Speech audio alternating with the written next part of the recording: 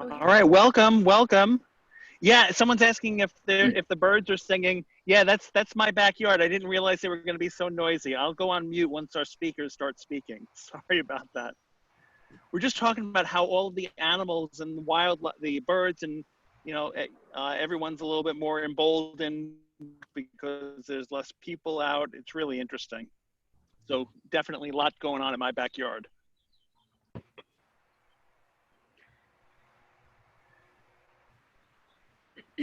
All right, so how about we get started? We still have people joining us. I'm going to do our introductions and let people in at the same time if I can. So welcome, and thank you for spending this evening or afternoon or whatever time it is, wherever you are. Appreciate you joining us. My name is Bill Taverner. I'm the chief editor of the American Journal of Sexuality Education. And I'm pleased to introduce our guest speakers this evening. They are Valerie Rubinsky, Angela Cooke-Jackson, and Jacqueline Gunning. Dr. Rubinsky is an assistant professor of communication at the University of Maine at Augusta, specializing in communication research about intimacy, relationships, and health. Dr. Cooke-Jackson is an associate professor at California State University of Los Angeles, specializing in health communication research about sexual health. And Jacqueline Gunning is a master's candidate at the University of Nebraska, Lincoln, who researches health communication and communication about sexual health and invisible wellness. Together, they are the authors of Negotiating Shame, Silence, Abstinence, and Period Sex, Women's Shift from Harmful, Memorable Messages About Reproductive and Sexual Health, which appeared in Volume 15, Issue 1 of the American Journal of Sexuality Education, and which is the subject of tonight's lecture. We're going to ask our speakers to speak for about 20 minutes, or you have a little leeway if you want to go a little bit longer, and then we'll open it up for Q&A. Our soft stop is at 6:30. But we do have a little bit of flexibility if people want to hang around, if the speakers want to hang around for a little bit and field a few more questions, we can finish by 6:35 or so. We're running another session at 7, so we want to give our speakers a chance to catch their breath before they do this again at 7 Eastern. So welcome to our speakers. Thank you for having us. Thank you for having us. That was a lovely introduction. So I guess I'll just take it away. So I'm Jacqueline Gunning. I am a master's candidate at the University of Nebraska, Lincoln. And this is our paper that was published in October. We've been working with this data set for about 2 or 3 years now as part of a larger study on the memorable messages that young women between about the ages of 18 and 30 receive about their reproductive and sexual health. So the 3 of us are a part of a research lab that Dr. Cooke-Jackson and Dr. Rubinsky started called the Intimate Communication Lab, along with a couple other research assistants as well. So this is part of a greater purpose in studying those messages of sexuality and sexual education. Thanks, Jacqueline. So again, I'm Valerie Rubinsky. We're going to talk about our paper that was published back in October, which was a study about how memorable messages, both that people receive, mostly women and gender minorities receive, and those that they didn't receive but would have identified as being useful, help them negotiate different aspects of their sexual and reproductive health as they entered adulthood. Memorable messages, which is something that Dr. Cooke-Jackson and I have been working with for a while, are just short verbal messages that you recall for a long time and find impactful. So they're kind of those sticky messages that if you think back about like advice or conversations that you had at different points in your life with your parents or your teachers or other people who were important to you, that you think back on when you're thinking of like, what should I do in these kind of tougher situations? Those are the memorable messages. And traditionally, memorable message research looks at positive verbal messages that people receive at times of transition. A lot of mine and Dr. Cooke-Jackson's work has looked more at negative messages or periods of absence when people needed to have some kind of conversation or dialogue and didn't, particularly around issues of sex and sexuality and sexual health. And if you're comfortable sharing a message that you received at some point in your adolescence about sex and sexuality and sexual health, feel free to do so in the chat. while we keep going through our study. Let me switch slides. So in a lot of our previous research, we looked at sexual health memorable messages that women got, and overwhelmingly, they're very negative, right? There are a lot of things like, you know, wait till marriage or use a condom in the more harmless capacities, or there are things that scare people about different aspects of sex, spread misinformation, say things like, you know, if you have sex, you'll get pregnant, those kind of instances. And, you know, best, they're not particularly useful messages for how to navigate different aspects of sex and sexuality. And at worst, they're really harmful and teach people things like shame and stigma and prevent them from accessing useful information. But interestingly, in some of our previous research, a lot of women, you know, they report the message that we asked them to report, but then they talk a little bit about how, you know, that was a bad message, that was harmful in one way or another, and it wasn't that useful to me, and I know now that, like, that was really shameful and I don't agree with that. So what this study was doing is we were interested in looking at what happened in between kind of that initial message that they got in their adolescence that was a harmful message or an absent message, and what happened in their adulthood where they're able to recognize that harm or misinformation that they're dealing with in one way or another. So that was the impetus for this study, where we wanted to look both at the memorable messages about sexual health, and we added reproductive health in this particular study, and also what was the catalyst for shifting that conversation for different points in women's lives. So we asked them both to report this message and to kind of identify what they needed to get instead, and talk a little bit about that journey from point A to point B for us. So I'll turn it over to Jacqueline to talk a little bit more about this study and what we found. All right, so we conducted a survey on Qualtrics.com. We collected our data through social media. So we used personal social media sites. We used community support sites like on Reddit, on Facebook, different platforms on social media to share the link of our survey. And then we did snowball sampling. So we had people just pass it to one another. We had 391 total participants. We took 191 participants to answer the 2 questions that we used for this paper in particular, but it was a greater study of about 391 responses. And so the ages that of our participants were between 18 and 37, 67.4% said that they were sexually active. And then we asked for individuals to be female or female identifying. So we wanted to be inclusive of all genders and, you know, any individual who defines himself as a woman or associates himself with being a woman. So as far as demographics go, it was 61.2% white, 19.6% Hispanic or Latina, 10.4% Asian, 3.7% Black, African American, or Afro-Mexican, 1.8% Indian, 1.8% multiracial, and then 1.2% Slavic or Armenian. As far as sexual identity goes, we had 66.3% heterosexual, 18.4% bisexual, 4.3% for both pansexual and lesbian, 3.1% for queer, 2.5% for asexual, and then 1.2% did not disclose. So you can see the breakdown in our pie chart right there. All right, so as Val explained, this study was article is broken into 2 parts. So first, we identified the negative memorable messages that these individuals received about their reproductive and sexual health. And then in the second part, we're asking them to identify those the communicative catalysts that help them transition from those negatively balanced messages to the positively balanced ones. So we are communication scholars first and foremost. So we like to study, you know, what is helping people evolve their understandings and really learn about their bodies and be more comfortable with their reproductive and sexual health. So as far as the negative early memorable messages go, the first one that we found were a lot of shame and silence. So these messages came from school-based education programs predominantly. A lot of participants expressed that they felt that they were left with a lack of knowledge, or that they were shamed about their reproductive and sexual health, and it was viewed as something that they should keep secret. So participant 131 said, "I wish I wouldn't have been taught about sex as if it were a bad thing from school." So it's important to note where these messages of shame and silence are coming from.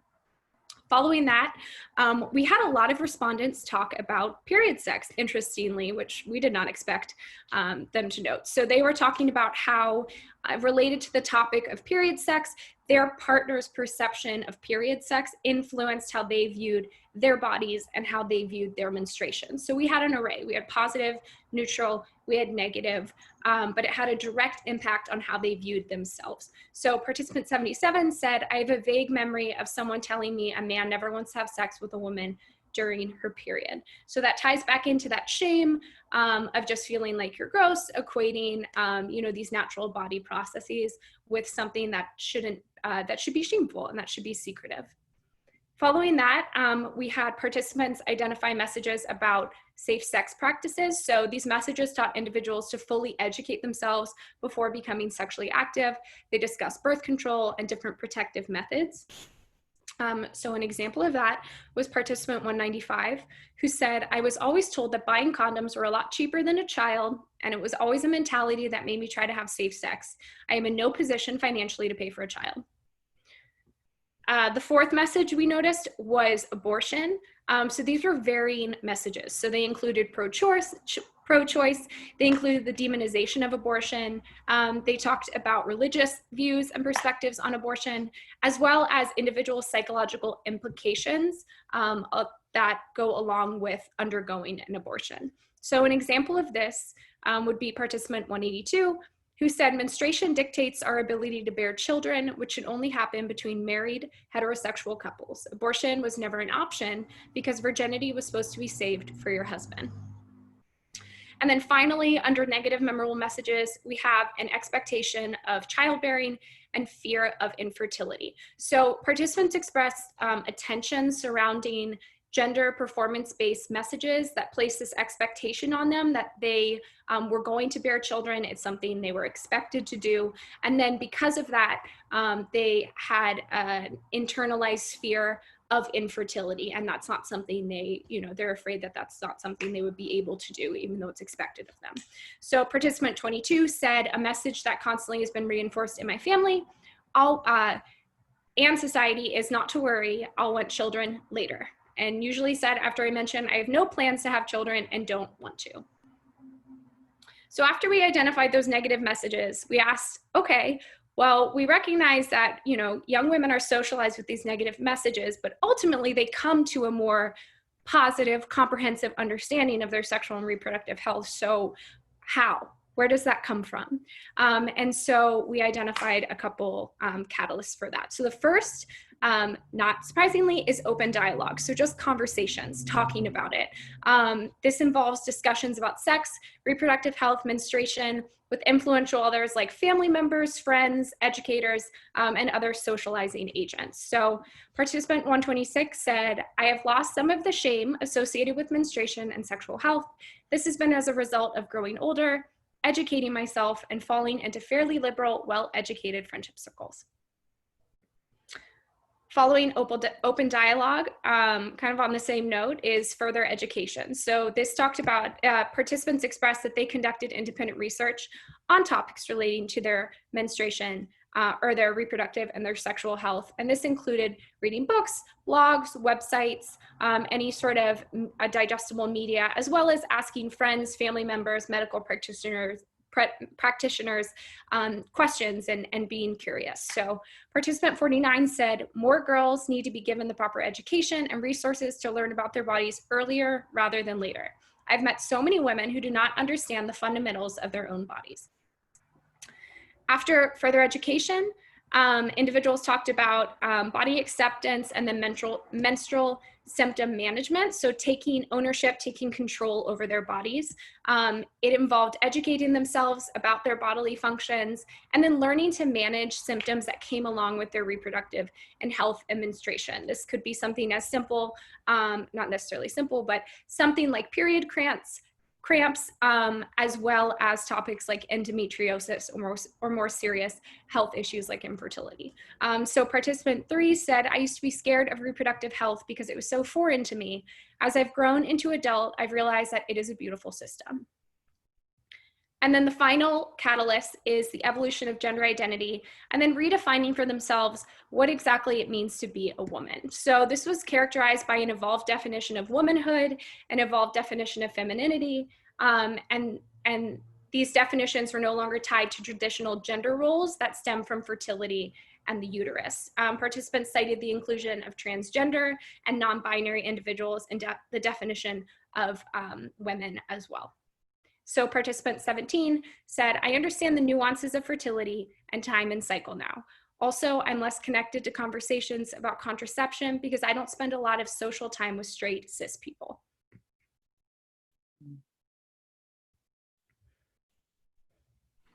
So hello, everybody. I hope you guys can hear me okay. I'm Dr. Cooke-Jackson. And again, thank you for joining us for this conversation about sexuality and about education. I'm very thrilled for us to be published in this journal because it speaks a lot to what our goals and objectives are as we look at how we think about sexual health, sexual education, sexuality, sexual identities, and gendered minorities, and particularly women who identify, those who identify as female. And so it's really thrilling to be a part of the conversation, and we're glad that you all are here with us. I want to just bring this to a conclusion and talk a little bit about some of the things that we found to really be the takeaways. And I'm going to talk about the takeaways from the article, but I'm also going to talk a little bit about the application of those, because sometimes for myself as an older scholar and someone who's been in the research for a while, looking at these sexual health dynamics through different caveats, one of the frustrations that I find that we miss a lot is that we talk about this work a lot in scholarship, but we miss opportunities to actually have conversations in real settings and real environments with our young adults and with people who are going through their lifespan. And for me, that is so, so critical and kind of highlights the work that I do and the work that Jacqueline and Valerie do. So in conclusion, these are the three things that we found to be the truth in the case of the research. Communication with important others impacts our behavior. And as many of you have stated in the chat section, what you were told, what memorable messages you received, thanks for posting those. Those have come from significant other people, and those people sometimes come from our school settings, they come from our parents, our siblings, our kinship relationships, our relatives. They even come sometimes from the organizations that we are in, the places that we work, but they frame how we think about over our lifespan, our sexuality and our identities. They're really, really impactful. They play into our identity. The second thing is that the absence and or the lack of positive memorable messages can negatively impact identities. And so those of us who have received negative messages oftentimes find ourselves identifying something being wrong with us, something being wrong with our bodies, or something being wrong with the way that we think about who we are as gendered people in this world and as we negotiate this world. And again, that's problematic. And then lastly, desired messages include positivity, pleasure, consent, dialogue, and identity affirmation. One of the things that I think is so important as we think about the conclusions of this study, and Valerie and Jacqueline and myself all come out of the field of communication. And because of that, we put emphasis on understanding messages and the meanings in messages and how messages are constructed. How are they disseminated and how are they received? And then what do those messages do to people? How do we internalize those messages and then use them over our lifespan? And so for us, this research is so critical because when we think about this conversation of sex and the absence of sexual conversations, the absence of sex and sexual identity in these types of negotiations, we begin to realize that we still have a lot of work as educators to do to help inform our young adults, our adolescents, and as we go into our different lifespans, how to think about and talk about and have comprehensive conversations around sexuality and sexual health. And so one of the applied components of this research I'd like to conclude with is just how critical it is that we do sex education, and not only do sex education, but do it in a comprehensive way. And not only do it in a comprehensive way, but do it in a way that helps the individual move through their life course and feel a sense of knowing themselves and feeling a sense of confidence in who they are. Not feeling shamed by this conversation, but feeling embraced by the fact that this is a part of their whole lifespan, their sexual identity, the sexual act And sexuality and sexual health, reproductive, contraceptive health, all of those things are part of the negotiation that all of us have at some point in time. And I think it's important for us to begin to think about how we frame those conversations and where we take those messages. So I do a lot of work with curriculum development, and I do a lot of work with really helping organizations think about whether they have language in their curriculum that is inclusive, and that highlights these different ways to talk about these different types of topics. And I think we need to continue to do more of that, but we need to do it in a way that really embraces the individual, and then also embraces and gives confidence and agency and empowerment to our young adults as they move through this very tenuous and sometimes overwhelming time of their lives. And so in that, I want to share a little bit with you about what we've been doing. We have a non-brick and mortar intimate comm lab, so it does not live or is situated in any specific institution or any location, but it's a space for myself and Valerie, who are the directors of the lab, and then our research team, to begin to have conversations about all of these different things that are happening around intimate health. So, for example, Jacqueline's article that we've just looked at, Jacqueline's also working on some really phenomenal, interesting research that's looking at sexual health and invisible illnesses and having a conversation about that. And so we're doing that in the lab, and we are sharing this PowerPoint, so you will be able to find us. Our emails are all there. If you link or hit on the Intimate Comm Lab link, it will link you to the lab. And we also have a Twitter account, so please follow us. And then some of the other work that, as I was saying, we are doing is just thinking about women's bodies and the objectification of young women as they think about their bodies. That was another fascinating thing we saw in our research. And this bigger data set that we have collected is that women are very, very adamantly oppositional to their bodies. They're in their bodies, but they don't embrace their bodies, and they don't embrace what their bodies do. And so we're looking at ways and articles to unpack that. We have a piece coming out shortly on period sex and with intimate partners. And then we're also looking at some work on contraceptive information seeking. Val and I are the co-editors of a book that will be coming out in spring 2021 called Communicating Intimate Health. And we've been able to bring a number of really renowned and amazing scholars to the table to have a conversation and write about this in chapters. And then we are, as a lab and also as the directors of the lab, working to extend memorable message and theorizing about memorable messages to LGBTQ+ communities, Latinx communities, and other communities of color and or people groups that have often felt marginalized and then have a cumulative marginalization when it comes to sexual health topics. So with that, I think that's our last slide. We want to open it up for any questions and answers. And again, thank you all for being a part of this. And really, really appreciate you sharing some of the memorable messages that you put in the chat. Those are very, very much appreciated. I saw one question pop up. I'll read it out loud. Go ahead. Dive right in. Okay, Abigail says, as a sex educator who teaches a mandated curriculum that focuses heavily on HIV prevention and STI and pregnancy prevention, how do we inject the positive messaging? How do we encourage them to weigh the positives as well as the negatives? That's a great question. I just finished working on some curriculum for an organization, Abigail, called the Peer Health Exchange out of San Francisco. And you might want to check their website, and you also might want to check their curriculum. If you reach out to me, I'm able to share and introduce you to Lisa, who's the director of that program.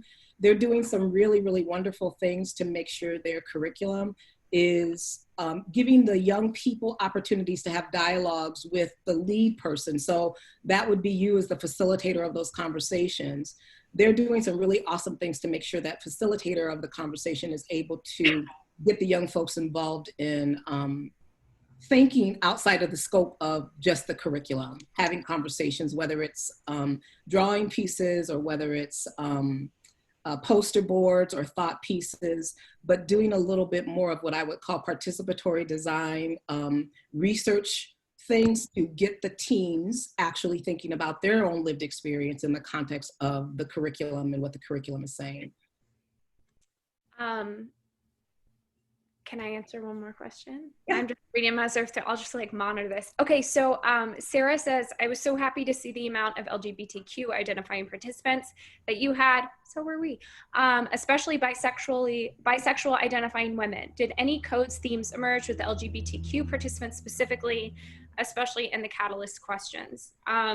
So I think Val can speak more to this, but we're gonna dive into this as a separate study. It is going to be a separate study, but there were quite a few people who talked about both exposure to LGBT communities as a form of education, especially when you get into like the diversifying what it means to be a woman or diversifying what gender identity means.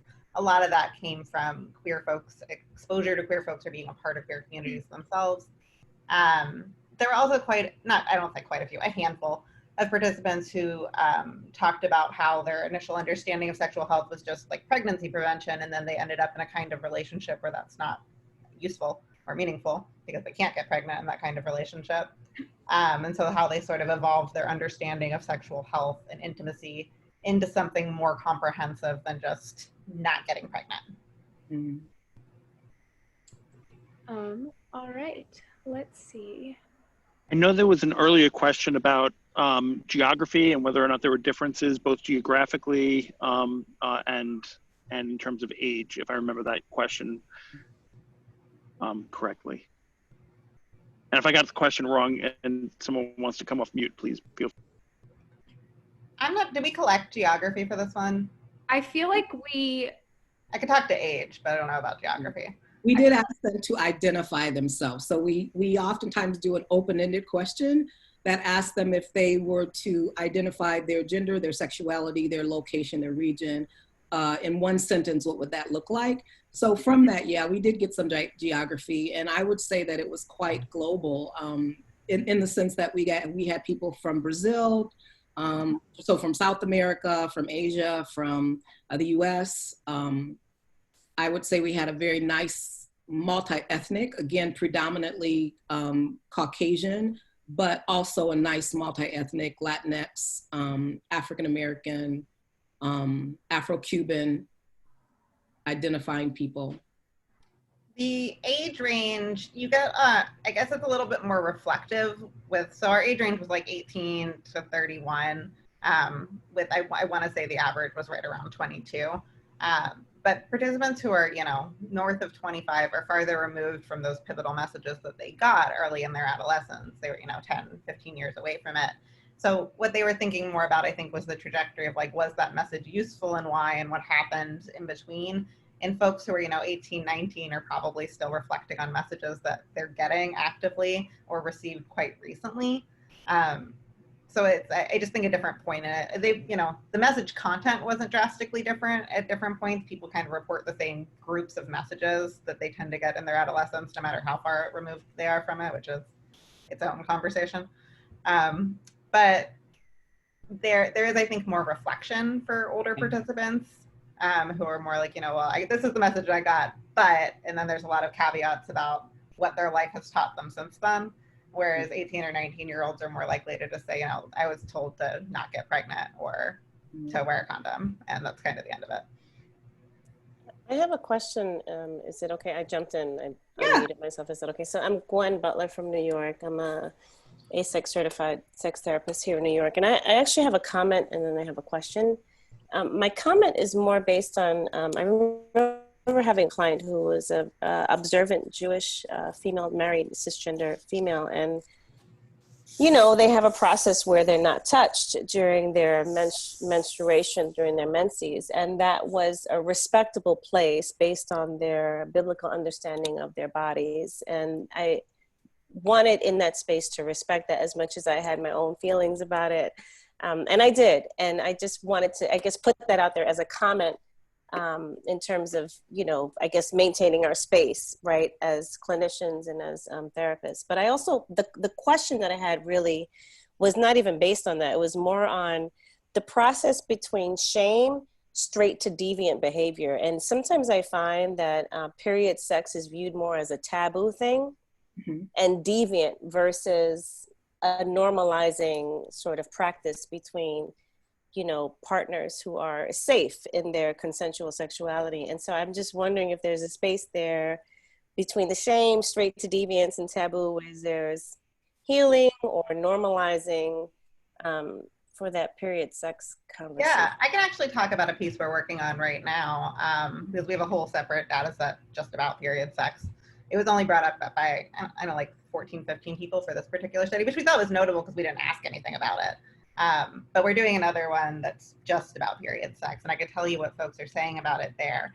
And I think the overwhelming consensus is the idea that people acknowledge that people think it's gross, but a lot of people do it anyway.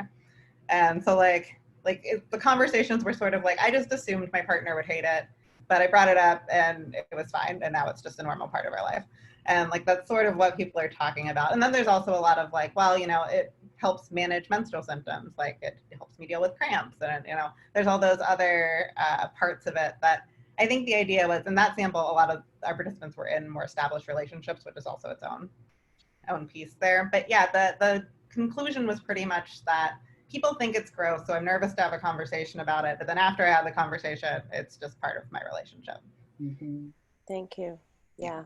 And Folks, I just want to do a time check real quick. It is, we're just a little bit past time. I think we have a little bit of flexibility, but maybe we could take one more question that you folks are free to select from the chat, or if someone wants to come off mute. I just want to make sure we're giving our speakers enough time to have a break in between the two sessions. And real quick, Gwen, one thing I wanted to say again, because I've worked in the field so much and worked so strongly with curriculum and then running a program around media and sexual health literacy for young adults. One of the things that I just continue to see is just a desire from the young adults for there to be someone to help them negotiate and just think about the conversation in their own heads, and to be okay with thinking about the conversation. And to me, that's a beautiful starting place. And if we can get that conversation started more from there as opposed to a place of fear, I just think it would be so much more beneficial for our young people. And there are ways that we do that, but that's what I heard the young population that I worked with talking about. Because they know so much and they have so much and they're looking at so much now, but there's no one that is bringing them into themselves and just helping them be grounded in the fact that they're a sexual being in their religion, their race, their ethnicity, they're sexual beings, and this is how they can think about that for themselves. I love that. Thank you. Any other questions, Jay, that you see, Jacqueline? I see one about, let's see, two. I saw one, do sports or physical activity ever come up as a factor? And then someone else asked, were there any trends observed in how porn factored into personal sexual messages? Which I said to read some Peggy Orenstein because she dives pretty deep into that. I can say from our research, it neither come up a lot. Not that I think they're irrelevant largely, we just haven't seen that much of it in our own studies, which is probably a lot to do with the population that we look at. We look mostly at 18 to 30-year-old, predominantly cisgender women. And not that they don't watch porn, but it's not as much of a factor in their sexual socialization as other age groups and other demographics. And then I've never heard of sports coming up in ours. Maybe one or two people who talked about it in terms of like how they dealt with their period for the first time, but I don't recall it being like particularly thematic. CJ or Jacqueline, do you have other recollections?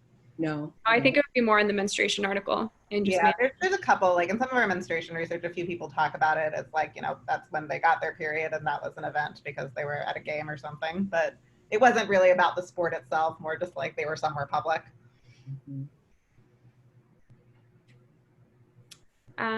We have someone asking You take one more? Go ahead. Oh no, that's fine. We can stop wherever. Well, let me say, first of all, thank you so much. I have I think I've done maybe 20 or so of these sessions so far, and I have never seen the level of engagement. I can't keep up with the chat. Everybody has a lot to, you've really got people thinking and sharing, and I'm grateful for that and for your time and your expertise and for everybody's engagement this evening. I'm going to post the link for the sign up for additional series. And one of the reasons that I'm doing that is if you want to be part of the 7 p.m. conversation, there's still space. I think we have 40 or 50 people signed up, so we have room to move that up to 100. So if people want to hear more and be part of that conversation, I'll make sure that I process your registrations during the next half hour. So, and I'm also posting information about next week's topic. So next week we have social justice and sexuality education with Delisha Sa and Susan Stieritz. And so the link there again is to see the list of all the upcoming sessions and to sign up for any of them that you like. So thank you again to our speakers and for everybody for being part of this evening. Thank you for having us. Thank you so much. Thank you. Yeah, it's so fun to see everyone's faces. It is. Your enthusiasm and excitement. We're very excited about this as well. And please reach out if you have more questions. Yeah. Take care, everybody. Bye-bye. Bye.